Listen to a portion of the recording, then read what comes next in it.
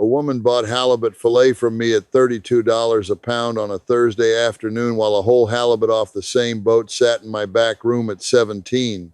I rang her up, wished her a good evening, and said nothing at all about it because she asked for fillet, and fillet is what a counter sells. Here is my claim, and I want you to hold me to it. By the end of this, you will ask for one specific cut by name, walk out with roughly 3 times the fish for the same money, and know exactly which fish it does not work on, because there are some, and I am going to name them, 10 items. 2 of them my own trade will not thank me for. Good. Nothing to buy at the end of this. Here is number 1. Number 1, ask for the fish head on and gutted, and then ask them to stake it across the bone. The cut has a proper name, and the name is a darn, though almost everybody in an American shop will just say steak. What it is physically is a cross-section. Instead of running a knife the length of the fish to lift the muscle off the frame, you set the fish on its side and cut straight down through it, perpendicular to the spine, the way you would slice a loaf. Every piece that comes off carries a disc of backbone in the middle, a rib cage curving out from it, the skin all the way round, and both belly flaps hanging off the bottom. The sentence to say at a counter is short. Ask for it head on and gutted, cut into steaks about 1.25 inches thick, and ask them to save you the head and the tail piece. Anybody working behind that glass knows exactly what you mean and can do it in under 2 minutes with a heavy knife. So why does nobody ask? Because a fish case is built entirely out of fillets, and a shape you have never once seen displayed stops feeling like a thing that can be requested. People order from what is in front of them. That case is not a menu of everything possible, it is a menu of what sells fastest, and those are not the same list. Here is my part in it. Over 34 years, I could count the customers who asked me to stake a fish, and I would not run out of fingers doing it. Every single one of them was over 60, and every one of them told me some version of the same thing, which is that they watched a parent or a grandparent do it and never questioned that fish came in rounds. Number 2, learn the yield numbers because they explain the entire price of a fillet.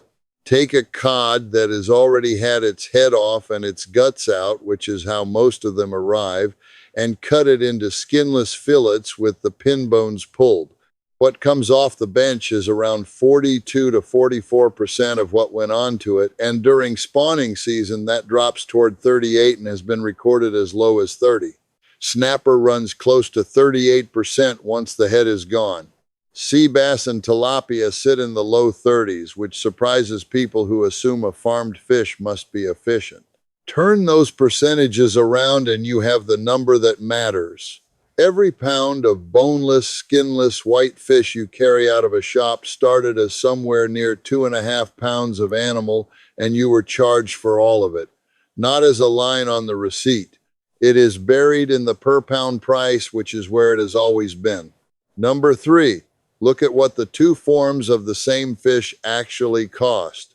Fresh halibut fillet generally runs between $25 and $40 a pound. A whole fresh halibut runs $15 to $35. Salmon steaks turn up at $10 to $16 and get shelved as the less desirable cut, while fillets off the same animal go considerably higher. And now the trap, because I am not going to hand you a rule that fails on you in a shop. On the prestige fish, halibut in particular, some counters price the steaks above the fillets, $30 to $50 a pound, because on a big, expensive animal, a steak stops being the thrifty cut and starts being a presentation.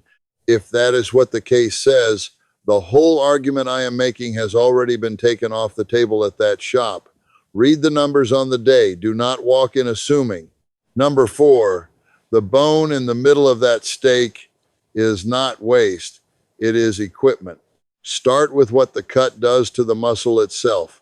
A fillet is taken along the length of the fish, which means the knife runs with the grain and the flakes are left lying loose against one another in long sheets. Cross-cut it instead, and every one of those flakes is held at both ends by the ring of skin and by the bone in the center, so the piece behaves like a compact block rather than a stack of leaves. That is why a steak will take a flip on a grill that would tear a fillet in half, and it is why people who cook fish outdoors reach for steaks without necessarily being able to say why. The bone does a second job while the heat is going in. It sits in the thickest part of the section and moderates what reaches the middle, so the flesh around it comes up more slowly and more evenly than the same fish would in a tapering fillet. The practical result is forgiveness. A steak will absorb an extra 2 or 3 minutes of inattention that would leave a fillet chalky, and that alone is worth something on a weeknight. Number 5, a fillet throws the belly away, a steak does not. Watch anybody fillet a round fish and you will see the belly come off as a thin, ragged strip that will not portion neatly and does not sit flat in a case. It gets trimmed. That strip is the fattiest muscle on the animal. Now look at the steak. It has the lean shoulder meat sitting up near the spine and both belly flaps hanging off the bottom in one piece on one plate. You are eating two quite different parts of the same fish in the same mouthful, and that is not available in a rectangle. Number 6, bone it out and tuck it into a round before it goes near heat. Set a steak flat on the board with the two belly flaps pointing toward you. Along the top edge, you will see a pale line running through the flesh, and the spine sits directly underneath it. Take a paring knife or a thin boning knife and cut down one side of that line, following the bone around as it curves, then continue along the membrane that runs inside the belly flap on that side. Do the same thing on the other side of the line. The spine is now free at both edges, but still attached at the top, so bring in a pair of kitchen shears, snip it out along with the membrane, and discard both. Run a fingertip along the channel where the backbone used to sit. There will be pin bones lying in there, and they come out easily at this stage with tweezers pulling in the direction they already point. What you have now is a horseshoe with two long tails.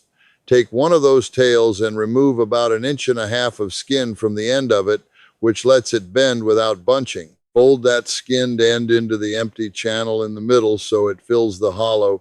Then bring the second flap around the outside of the whole thing and wrap it so the two ends overlap. Tie it once with kitchen twine or push a toothpick through if that is what you have.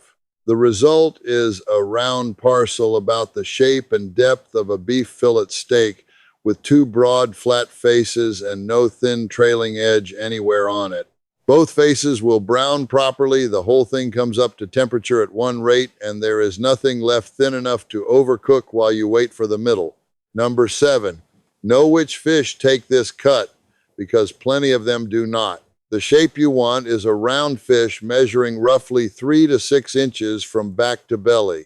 That covers salmon, the larger mackerel, kingfish, wahoo, bluefish, and cod, and it is the reason those fish turn up as steaks in old cookbooks and almost nowhere else now.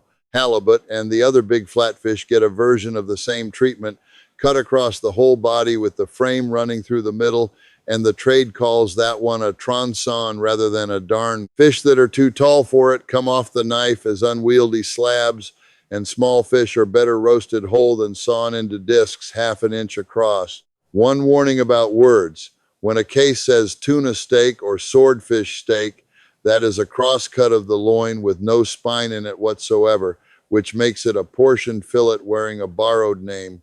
Nothing I have told you in the last few minutes applies to those. Number 8. Now let me tell you where this argument stops working, because it does. Salmon yields somewhere around 70% as fillet, which is roughly double what a cod manages. The whole arithmetic that turns a cross-cut into a threefold advantage runs on low-yield fish, and on a salmon it shrinks to something modest. Steaks are still cheaper there and they still grill better, but do not expect the numbers I gave you earlier. The second failure is the counter itself. If halibut steaks are marked above halibut fillets in that case, the advantage has already been priced out and no amount of asking politely will bring it back. And the third is a real loss rather than a caveat. A whole steak cooks on its two flesh faces, so the skin never meets hot metal and never crisps.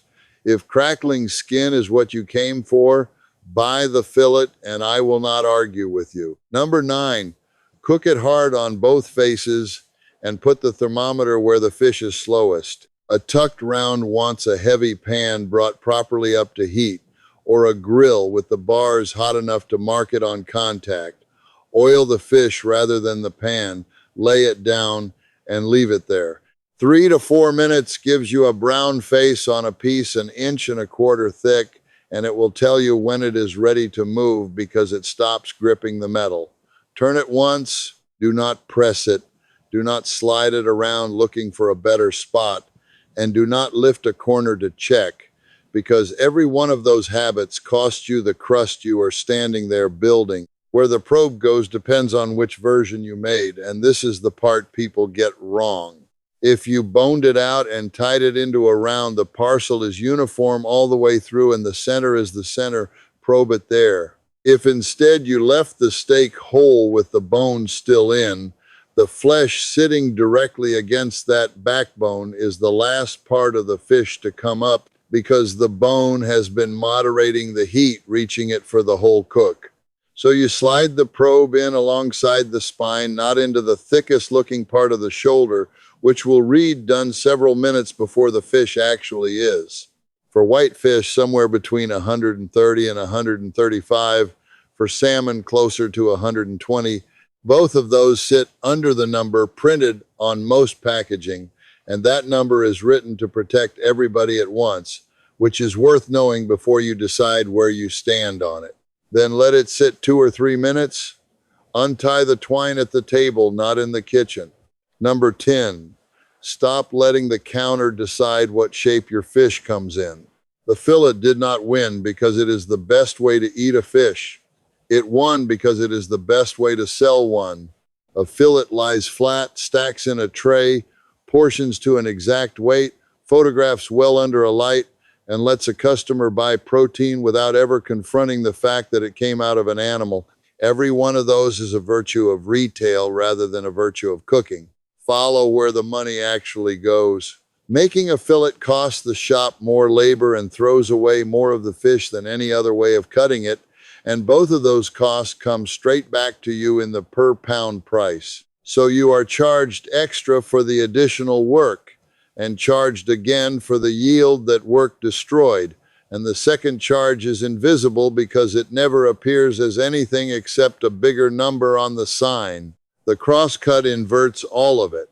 A steak takes less labor, discards almost nothing, and produces more sellable weight off the same animal, which means a shop can price it lower and still make its margin.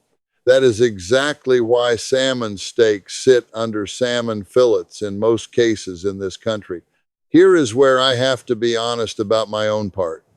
I built cases full of fillets for 34 years. I would have staked any fish in that shop for anybody who asked cheerfully in 2 minutes, and hardly anybody ever asked. And in all that time, I never once looked up at a customer holding a fillet and said, "You know, there is another way to cut this." Not because I was hiding anything, because the fillet was moving, and nobody volunteers information that slows down a Saturday. Let me give you all 10 in one breath. Ask for it, head on and gutted and staked across the bone. Know that a pound of fillet started as 2.5 pounds of animal. Read what whole and filleted cost that day. Let the bone hold the piece together and slow the heat. Keep the belly the fillet would have trimmed off. Bone it out and tuck it into a round. Use round fish 3 to 6 inches deep. Skip it on salmon and skip it where steaks are priced above fillets. Probe alongside the spine, not the shoulder. And stop letting the case decide the shape. Now the 3 times, run honestly. On the low-yield white fish that make up most of an ordinary counter, every pound of boneless fillet stands on roughly 2.5 pounds of animal. Buy the animal instead, and you carry that whole weight out for close to the same money, and the head and the frame and the collar come with it rather than going into a barrel behind the swinging door. There is one condition on that number. If you eat the muscle and throw the rest away, you have narrowed the gap considerably, and you would have been better off buying the fillet and saving yourself the work. The 3 times belongs to somebody who uses what they paid for. The fillet is also not ancient, and it is not the natural way to eat a fish. It is a 20th century answer to a retail problem, which was how to sell an animal to people who would rather not meet one.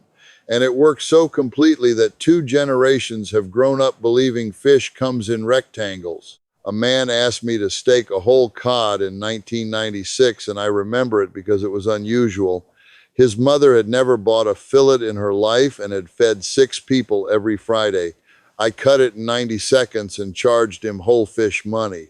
So tell me in the comments where you are watching from and which of these 10 you had never heard. And if somebody older than you had a way of buying or cutting fish that is written down nowhere, put it there too, because those are the ones I read twice. Next time I am going to show you what to do with the head you asked them to save, which almost no counter in this country puts a price on at all.